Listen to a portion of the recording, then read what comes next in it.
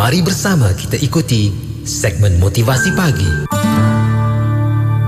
Assalamualaikum warahmatullahi wabarakatuh. Alhamdulillah. Alhamdulillah, syukur kita kepada Allah Subhanahu wa taala. Kita bertemu lagi bersama dengan saya Ustaz Bakhtiar Fitri Haji Abdul Hamid aka UBF dalam rancangan motivasi pagi di Radio IKIM terbitan Puan Maslina alias. Tuan-tuan dan puan-puan, apa khabar semuanya? Sihat? Saya doakan mudah-mudahan tuan-tuan, puan-puan, ayah ibu, suami isteri sekalian hidup dalam aman dan damai, insya-Allah bahagia hingga ke syurga. Rakan-rakan sekalian, baru-baru ni saya ditanya di FB saya, ada seorang isteri ni mengadu dia terasa hati dengan suami dia. Allah, isteri ni kata apa? Ustaz, saya ni banyak berkorban untuk suami saya. Saya tak kisah apa yang saya bagi dekat dia, semua sekali. Cumanya yang saya terasa hati bila suami saya ni dia tak menghargai saya. Kadang-kadang tu tak ada hadiah. Tak ada hadiah lah untuk hari jadi saya. Dia kata tak ada wish lah untuk hari jadi saya. Itu tak apa lagi yang saya terasa sangat. Dia kata, Ustaz, kadang-kadang tu dia bagi hadiah pada orang lain, kawan-kawan dia ke, pada anak buah contohnya, kepada adik-beradik dia. Lebih kurang macam itulah dia kata. Bila saya tahu, saya terasa sangat. Sebab saya ni jarang-jarang sangat dapat hadiah begitu daripada suami saya. Saya nak buat macam mana ni Ustaz supaya hati saya ni tenang, dia kata, supaya saya tak rasa depression dengan apa yang berlaku. Subhanallah. Baik isteri ni, pertamanya saya ucapkan terima kasih dan tahniah kepada seorang isteri yang banyak berkorban untuk suami dan juga keluarganya. Alhamdulillah, Allah kurniakan lagi isteri yang sebegini. Tapi walau bagaimanapun, untuk iktibar saya juga sebenarnya, untuk suami yang mendengar pada hari ini, kadang-kadang kita tak tahu perasaan isteri kita. Kadang-kadang kita tak tahu apa yang disimpan dalam hati dia.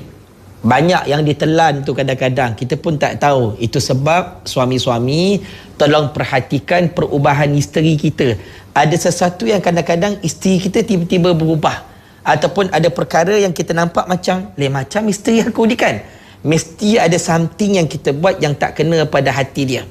Baik, isteri ni minta kepada saya, minta pendapat kan, macam mana cara yang dia boleh buat supaya hatinya tak rasa tertekan, macam mana dia nak memujuk hati dia supaya dia tak terasa dengan apa yang suami dia buat.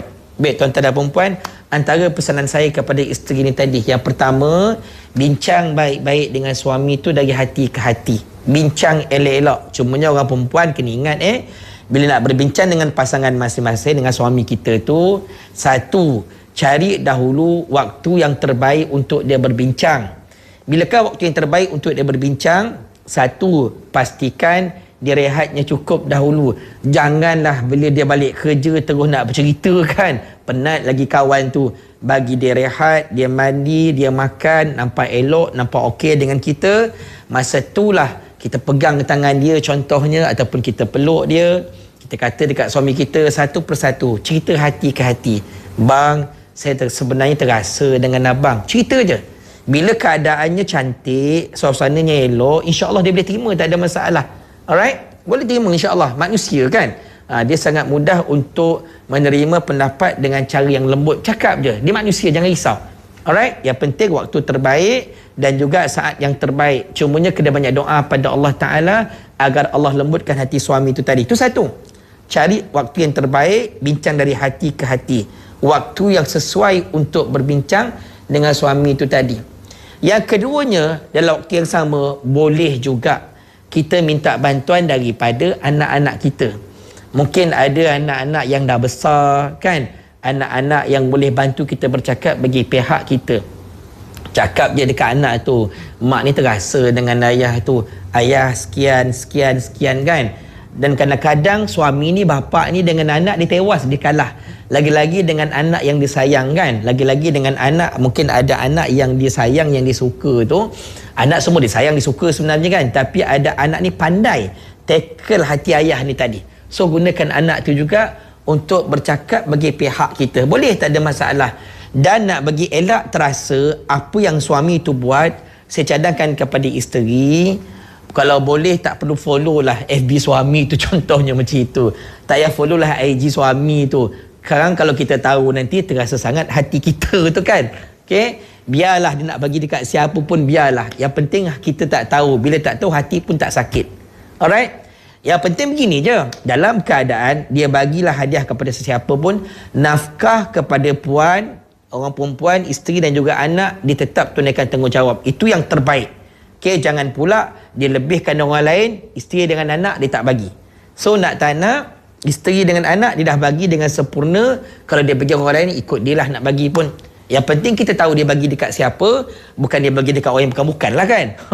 Nampak tak dekat situ? Yang saya cerita ni orang perempuan, cara bagaimana nak jauhkan daripada terasa. Kalau kita tahu, kita terasa. Dengan sebab itu, ini antara caranya. Tapi kita mulakan step by step dahulu. Bincang elok-elok kan. Cari waktu yang terbaik, minta tolong anak ataupun minta tolong sesiapalah yang boleh bercakap bagi pihak kita, yang suami kita tu dia boleh hormat dan suami tak terasa lah kalau kita bercerita dengan orang tu kan. Contohnya begitu. So selepas ini, bagi orang lelaki pula, saya dah sebut tadi, tolong perhatikan perubahan isteri kita. Tengok, kalau mungkin biasanya isteri ni nampak macam gembira, nampak seronok kan, tiba-tiba dia mula mendiamkan diri. Rupa-rupanya kisah isteri merajuk ini berlaku juga kepada isteri Nabi SAW. Antara kisahnya, Safiyah isteri Nabi merajuk. Disebut dalam Thabit Al-Bunani menceritakan kepada kami daripada Anas bin Malik berkata, suatu ketika Safiyah ikut bersama Nabi dalam satu musafir. Hari itu giliran beliau, yakni Safiyah. Beliau bergerak sangat lambat ketika itu. Maka Rasulullah datang kepadanya ketika beliau sedang menangis, merajuk Safiyah ni kan. Okey, merajuk Safiyah. Bila dia bergerak lambat, Safiyah kata dekat Nabi, ya Rasulullah, awak bawakan saya di atas unta yang lambat. Terasa dia lambat sebab unta tu lambat. Lantas Nabi SAW bila nampak Safiyah ni menangis, apa Nabi buat? Lalu Nabi pun menyapu mata Safiyah dengan kedua tangan baginda yang sangat mulia. Kemudian baginda cuba mententeramkannya. Okey, namun beliau tetap menangis. Riwayat An-Nasa'i. Cuma dalam kisah ini, lepas tu Nabi pula terasa hati. Kenapa Safiyah ni merajuk tak habis-habis kan? Yang penting yang kita nak ceritakan, bagaimana Nabi SAW perasan dan sedar tentang perubahan Safiyah, isteri Nabi SAW. Lantas Nabi memujuk Safiyah, alright, dan mententeramkan Safiyah. Ini yang sepatutnya yang ada pada suami. Kalau mungkin tak dapat nak menenangkan ataupun tenteramkan isteri dengan kata-kata, merajuk juga tak habis, apa lagi, yang berkemampuan, heretlah tangan isteri tu, makan kek ke, belikan hadiah ke, bawa pergi shopping ke kan. Senyum lebarlah isteri tu. Lagi besar hadiahnya, lagi seronoklah dia. Ini antara cara yang mungkin kita boleh buat bagaimana nak mengharmonikan rumah tangga kita. Ingat balik tuan-tuan dan perempuan, tema kita kan cinta first class. Bagaimana nak melahirkan, nak menyuburkan perasaan kasih sayang, dan dalam waktu yang sama, bagaimana cara kita ini nak menjauhkan konflik dalam rumah tangga. InsyaAllah tuan-tuan dan perempuan, hari ini homework kita bersama-sama suami isteri, cuba untuk memahami apa yang pasangan kita rasai. Dalam waktu yang sama, jadilah pasangan yang memujuk dan mententeramkan pasangan kita. Bila kita lihat dalam keadaan mungkin rasa sedih ataupun terasa dengan kita. Rakan-rakan semua, kadang-kadang itu kita ni jangan terlampau melebihkan orang lain. Alright? Ingat, jangan melampau-lampau melebihkan orang lain sampai kita lupa tanggungjawab kepada isteri dan anak kita. Alright? Melainkan memang kita dah bagi kesempurnaan kepada keluarga kita. Kita nak melebihkan, bukan melebihkan, kita nak hadiahkan sesuatu kepada orang lain. Tak adalah terasa sangat pasangan kita, isteri kita kan, anak kita, taklah pula terasa hati pasangan kita tu bila kita ini membantu pula orang lain. Dengan sebab itu tuan-tuan dan perempuan, saya doakan kepada semua agar Allah harmonikan rumah tangga kita, insya-Allah. Tuan-tuan dan perempuan, terima kasih banyak-banyak yang sudi mendengar. Yang baik ni kita beramal, insya-Allah. Mana-mana yang buruk saya mohon maaf. Hidup mati bila bererti. Boleh ikuti saya di FB dan juga IG Bakhtiar Fitri. Bertemu lagi. Assalamualaikum warahmatullahi taala wabarakatuh. Rancangan motivasi pagi itu tadi